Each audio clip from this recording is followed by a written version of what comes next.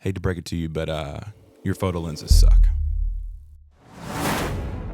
Obviously, that's a little bit harsh. I don't actually believe that photo lenses suck. I just think there are better options if you're really into filmmaking. You're trying to push your filmmaking abilities and the types of shots that you can get. You need to add some cinema lenses to your kit. Recently, I picked up the Meike 35mm full frame Cine lens, and I have been very, very intrigued and pleased with the results. So for years, I've shot on only photo lenses for multiple reasons, whether it was because my budget didn't allow for anything different, I wanted autofocus, or I just didn't know any better. Those are the three common reasons that I feel like filmmakers in today's age are still using photo lenses. And there's necessarily nothing wrong with using photo lenses. Let me be clear. There's still situations right now, for example, that I'm shooting on a photo lens and I think they work great. But I think if you're gonna push your short film, narratives, and you're gonna push your documentary filmmaking, you're gonna push some of this stuff, it's cool to invest in some Cine lenses that have that softer cinematic look and the smooth focus rings, and where you can really do some interesting focus pulls that you cannot do with a photo lens at the same smoothness and the same quality and the same ability that you can with a Cine lens. So I think there's a lot of reasons to pick up one of these. Now, there's a couple main differences you're gonna find between photo lenses and Cine lenses. The two main things are gonna be manual aperture and focus rings on the Cine lenses, and they're gonna use a lot of times T-stops for aperture as opposed to f-stops. Now, I don't exactly know what the conversion rate is there. I should know better, but I don't. I just know that it's slightly different. But for example, this is an f1.8 photo lens. This is a t2.1 Cine lens. Basically, all that means is that this photo lens is gonna have a shallower depth of field than this Cine lens by a marginal difference. This basically means that you may not be able to blow the background out as much as you normally would with your photo lenses, and that's gonna be a common theme among photo lenses. Typically, the photo lenses a lot of times will be faster than the Cine lenses, and a lot of times in the film world, people don't shoot wide open like we do in the photo and YouTube world. I think it's a misconception. I know I'm guilty of it. I shoot wide open on all my lenses all the time, it feels like.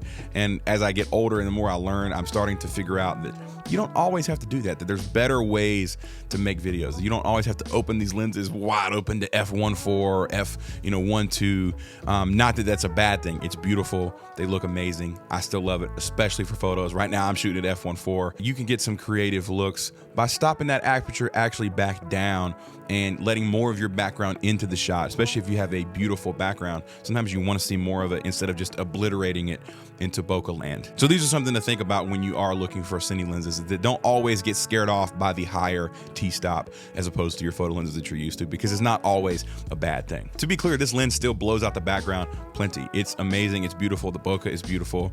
I'm very impressed with these Meike lenses. Now this 35mm will set you back about $1,000, right around 950 bucks. This photo lens, for example, is around $350, $400. Now this is not the nicest photo lens by any means. It is the Canon RF kind of basic 35mm 1.4, nothing super special, but even my nicer L series glass is actually more expensive than this Meike Cine lens. And as the years have gone on, more and more companies are coming out with more affordable Cine lenses that are actually good. And I'm not talking about the Rokinon ones that you can find on Amazon. They're not good. All they are is photo lenses wrapped in focus gears. That's really all they are. Do not be fooled by the Rokinon $600 Cine lenses. I would really encourage you to spend the extra $300 or so and pick up something like one of these Meikes, because the difference you're gonna see is massive. I'm telling you, this is just the way it is. The thing about these Meike lenses that I love is they are super, super well built. I mean, these things are heavy, let me tell you. If you like heavy cameras, you're gonna love these lenses. They feel like tanks. They're built out of all metal. There's no plastic on it other than the lens cap itself. I've been very impressed with the build quality. The focus ring on this lens is super smooth. You have amazing travel distance, so you can get some really nice smooth focus pulls that you just wouldn't be able to pull off with something like this 35mm photo lens. So as you guys may know, Canon actually has a cinema glass line, and are these lenses as good as those? In areas, yes. In areas, they're actually better. In areas, they're worse. But they're much, much cheaper. Now, are these lenses as good as like Cooke cinema glass? Probably not. But again, diminishing returns. Are those lenses really 3, 4, or 5 times as good as this Meike? So, I think you got to play that in your mind and think, okay, do I really need to spend $8,000 on one lens, or could I get this Meike that may not be as good, but it's marginally worse for only $1,000. So that's something to think about when you're shopping these Cine lenses. Like lenses like Sirui, that anamorphic lens that I have, the 50mm anamorphic. I love that lens. It looks amazing. I've been so impressed with the quality that you get out of that thing for the money. So I say all this to say that now is the time to pick up a Cine lens if you do not have one, because there are so many great options at affordable prices now that weren't here 5 years ago. The ones that were affordable 5 years ago were crap. So now we're finally seeing lenses that are more affordable with Cine features that are actually coming out and actually good.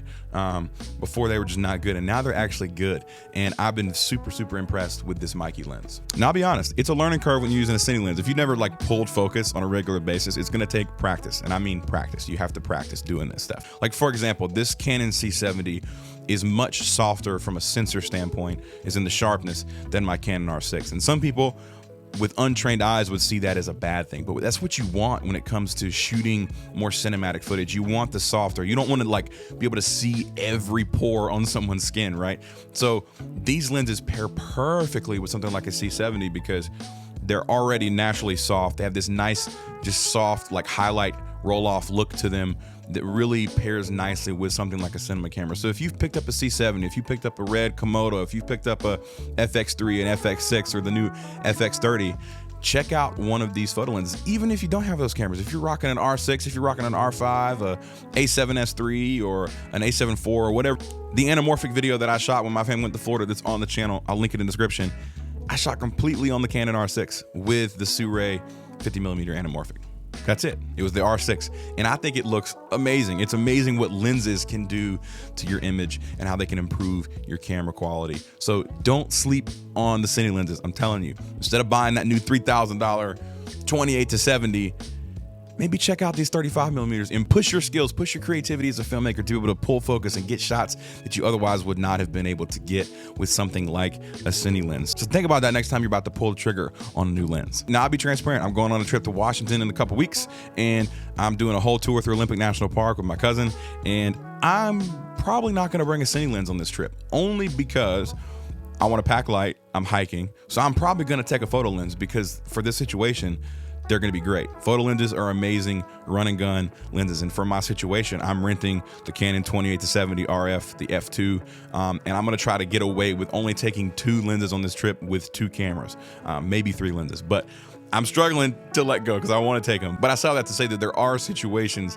where I'm still going to use photo lenses, and they're still going to be a very important part of my kit, obviously for photos, but also while taking video. So don't sleep on both. I think they both have a place in your kit. So do you need Cine lenses in 2022?